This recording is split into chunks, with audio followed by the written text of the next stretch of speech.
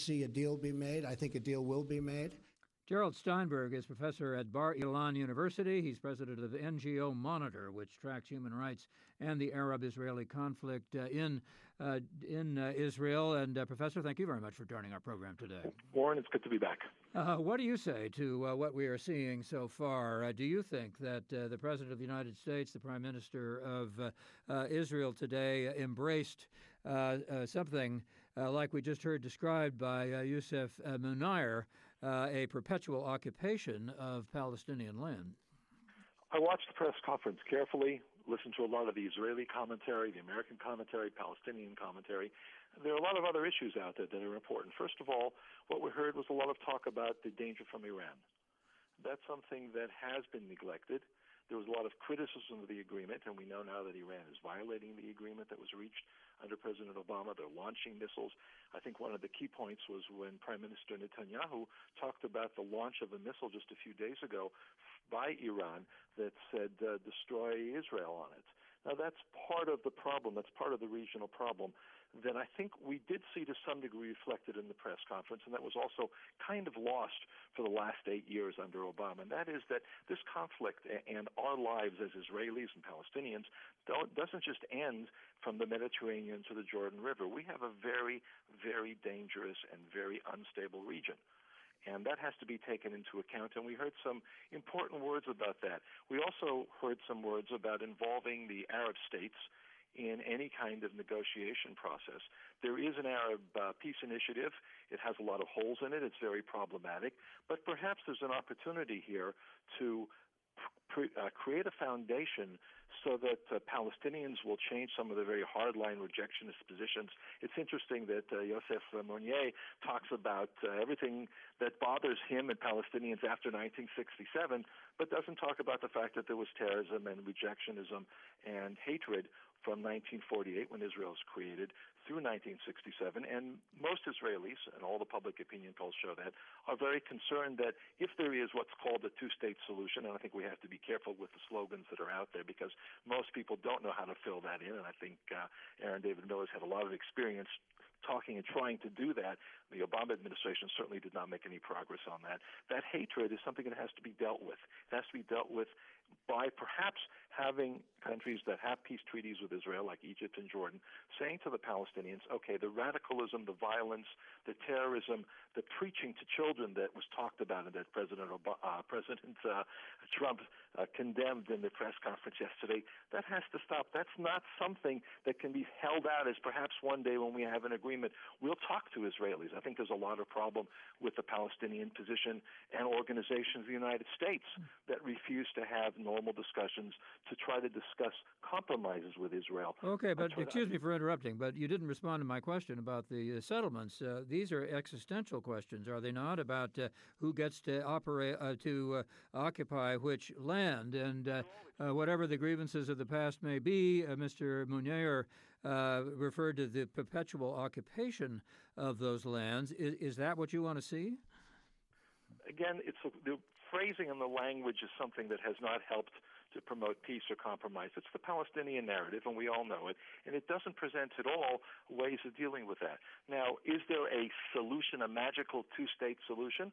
Well, it would be extremely complicated. It hasn't worked so far. We've got a Palestinian leadership that's divided with Hamas running Gaza and terrorist attacks. Really, what is it? But is it useful, as Mr. Miller said, to keep the illusion and the fiction alive? I'm sorry, I missed the beginning of the question. Isn't David Miller said that it is useful to keep alive the illusion and the fiction of the two-state solution in order to proceed with negotiations? I'm not sure that I would agree with him on that. I'm not sure that the illusion and the fiction that we had in the last 8 years actually helped anybody doing anything. I didn't find anything in the Netanyahu-Trump press conference that gave us a real sense of where this is going. I don't think there was certainly not a real indication. Okay. Perhaps in their private meetings there was something there. The language that we heard from President Trump about, I think it was holding back on the construction of settlements, is a very ambiguous term. It's something that's being debated in Israel. There's a very broad spectrum. But if we're going to actually make progress towards peace, we'd have to put other issues on the table. I think the Obama administration's biggest failure was to make this one-dimensional and that certainly doesn't reflect the reality on the ground, and that was the point I'm trying to make. Okay, excuse me for interrupting again. I want to introduce one more voice for our program, and that's David Suissa, who is president of the Jewish Journal here in the United States. And thank you very much for joining our program today. Oh, it's my pleasure. Jews in America are a small in number, but powerful in politically and economically as well, and very important to this conversation. It's my understanding that Reform Jews, if it's possible to generalize, are in fact concerned about the president's moving away, apparently, or at least temporarily, from the two-state solution. What's your take on that? Well, I think you're correct. The two-state solution has been this sort of shiny object that's been worshipped by the world, basically since the Oslo Accords in 1993. And yesterday was a little bit of an earthquake, if you will, because President Trump sort of took on this shiny object and said, well, maybe it's not as shiny as we think, because in theory, it's a great interest for the Jews and for Israel to have a Palestinian state, as much as it is for the Palestinians to have their own national aspirations. If there's a Palestinian state, then Israel secures its future as a Jewish democracy. So there's a high interest for Israel to have a Palestinian state, just as there is for the Palestinians. And for the past 20 years, this theoretical sort of idea has been worshipped. And what we realized over the past 20 years is that it's a lot more complicated. So the idea of a Palestinian state, for example, as just one example, if Israel would abandon the West Bank, there's a high likelihood that Hamas and ISIS would swoop in and turn it into another terror state, which would be a disaster, not just for Israel, but also for the Palestinians. So so Donald Trump, President Trump yesterday, in his own sort of clumsy way, sort of reminded the whole world that this thing that we all sort of worship, a Palestinian state, is a lot more complicated and it's not as great as we think. And so I think almost like a good businessman, he sees that the idea of a two-state solution was, if not dormant, then almost dead. And I understand. I just want to make sure our listeners understand this, that when you say that it's as good for Israel as it would be for the Palestinians, the argument is that if there's only one state, then Palestinians are going to outnumber Jews in that state, and it's not going to be possible to have a democracy that's still a Jewish state at the same time. That's exactly why so many of us, and the majority of Jews in America, have really idealized and sought after this two-state solution. So will this all hurt Donald Trump with the Jewish community in the United States? You know, I think it's such a shock to the system because no Western leader has had the guts to challenge this sacred cow for 20 years. And all of a sudden, you have the leader of the free world saying, well, maybe we can have two states or one state. I think, we have to, the Jewish community is sort of, absorbing this shock right now and to see where it nets out. But I think almost like a businessman, if you see that something has utterly failed for 20 years and this obsession with the two-state solution has sort of taken this outcome and made it further and further and less likely, I think in his own clumsy way, he said, I don't have much to lose by shaking things up. And if, in fact, it shakes up the parties in the Middle East, if it shakes up the Palestinians to say, oh, my God, maybe we have to, compromise a little bit more. And if he shakes them up, and if it shakes up Israelis, and if it shakes up the greater region, I think at this point he probably realized he had very little to lose. And like Aaron David Miller said, it was like strategic disruption. Youssef Maner of the UKS Campaign for Palestinian Rights, do you think this will shake up the Palestinians in such a way that they might take another look at some of the issues that we have heard about earlier, particularly, of course, what's referred to as terrorism and attacks on Israelis, and come at this from in a different way? Yeah, and that's an important question. I just want to make one point in regards to something that Gerald said about, sloganeering when I talked about perpetual occupation. And I just want to quote you verbatim from the transcript of what was said yesterday by the Israeli Prime Minister. in regard to what he said has to be the case in any peace agreement. Quote, Israel must retain the overriding security control over the entire area west of the Jordan River. And anyone who has a map knows that the entirety of the West Bank and the Gaza Strip and Jerusalem, all occupied Palestinian territory, is west of the Jordan River.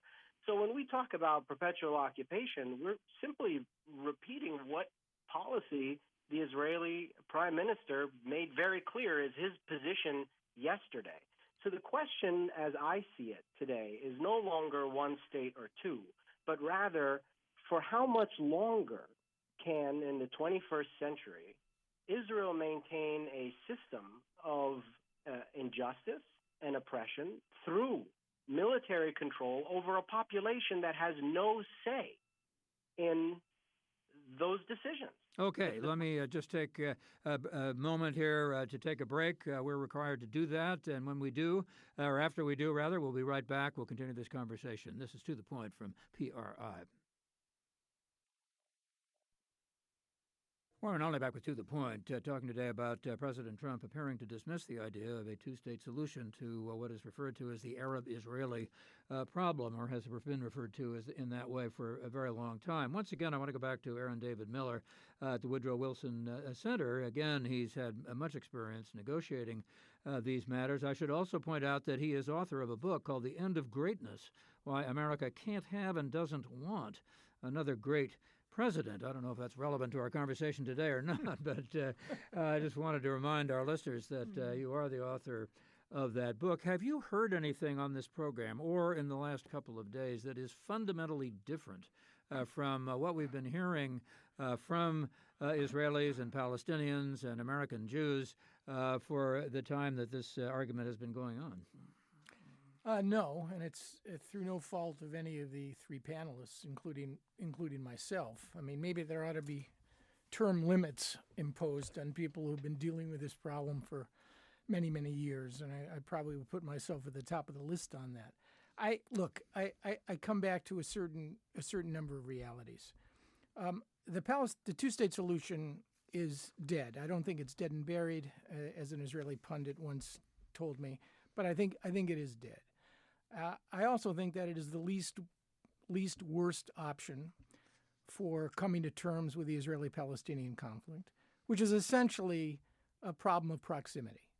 Proximity, a struggle over land, national and religious identity, and in my view, separation through a process of negotiation, and yes, into two polities. I don't think that's achievable now. I do not believe you have the leadership on either side to do that. I don't think you have the ownership on either side to do that. It's the old saw that in the history of the world, nobody ever washed a rental car, and you don't wash rental cars because you care only about what you own. Before you go any further, Yusuf Menayer suggested earlier, I thought, that it was just as dead during the Obama administration as it is dead now. It isn't any deader because of what President Trump said. Do you agree with that? I would go back even further than Yusuf did. I mean, I think in a way, I was one of the 12 Americans at Camp David in July of 2000, which frankly, however imperfect, was the last serious effort to come to terms with this. And I think what followed, the Second Intifada and the Israeli-Palestinian confrontation and conflict is a dynamic from which the Israeli-Palestinian relationship has not yet recovered and may never recover. Yusuf asks, how long can this go on? I would say to him, tragically and sadly, until there is enough pain, and this is a terrible thing to say, until there's enough pain and accompanied by the prospects of gain to change the fundamental calculation of both Israelis, Palestinians, their neighbors, and hopefully at some point, an American administration that is prepared to do effective mediation. And let's be clear, that means applying ample amounts of honey and reassurance and a lot of vinegar as well in order to make this happen. So I don't blame, I'm beyond moralizing, I'm not sitting in judgment of anyone. I just don't see this, Warren, coming together. And as Yusuf knows, and Gerald knows as well, May, June is the 50th anniversary of the 1967 war, Israel's control and occupation of the West Bank And I think that's an extraordinary demonstration of the tenacity and durability and degree of difficulty in sorting this out. I say that in great sadness, frankly. I just want to go back quickly to David Suissa, the president of the Jewish Journal. You said earlier that what happened yesterday was an earthquake, and what we're hearing from our other guests is that this has been in process for a long, long time, and what President Trump said doesn't really change it all of that much, but apparently it does change it in terms of the perceptions of American Jews. Oh, I think it does, because nobody's had the guts to actually come out and say that there is an alternative to the two-state solution. Now, even though that alternative may be disastrous, it's still an alternative, and Donald Trump sort of said it yesterday, and I think that may sort of shake things up. Like Aaron David Miller just said, if the current sacred cow is dead, how much do you have to lose by just sort of shaking things up and disrupting the picture? So, Gerald Steinberg, back to you at Bar-Ilan University. Is it good, then, that the president had the guts to say what everybody seems now to believe, even though and get rid of what was referred to as an illusion and a fiction? So the question is, what comes next? What I expected to perhaps hear, and we did not hear, was some sort of framework like the Sharon Bush letter parameters that go back almost over 12 years, that perhaps some agreement Israel will maintain those areas which are vital for its security along the Green Line, a few percentage areas, and we'll transfer some areas from Area C, what was done in the Oslo framework, which still does regulate what goes on the ground. Some areas will be transferred to Palestinians from C to B, from B to A, so that there will be greater Palestinian control of their own lives, less involvement. The security situation on the ground, the coordination is extremely good because there's a common interest. So perhaps by emphasizing small steps and not the kind of grand illusions that characterize the phrase two-state solution, maybe we're not going to get a solution in the foreseeable future, but maybe we can make life better on the ground and create the framework so that we're going to avoid the collision that Aaron David Miller worries about, and rightly worries about. All right, U.S. Menayer, right, once again, with the U.S. Campaign for Palestinian Rights. How does that sound to you? Well, look, I think you have a massive human rights crisis on the ground, and this idea of taking small steps is fundamentally unacceptable given that reality. And I don't think we can ask Palestinians to wait for their fundamental and basic rights.